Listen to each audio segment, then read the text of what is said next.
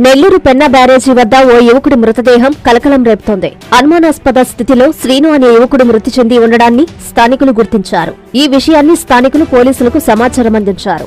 ఘటనా స్థలానికి చేరుకున్న పోలీసులు కేసు నమోదు చేసి దర్యాప్తు ప్రారంభించారు. మృతుడు బుచ్చిరెడ్డిపాలెం మండలం దామరమడుగుకు చెందిన సింగిరి కృష్ణయ్య కుమారుడు శ్రీనుగా పోలీసులు గుర్తించారు. శ్రీనుది హత్య, ఆత్మహత్య అన్న అనేక అనుమానాలు వ్యక్తమవుతున్నాయి. ఆ కోణంలో పోలీసులు దర్యాప్తు చేపట్టారు.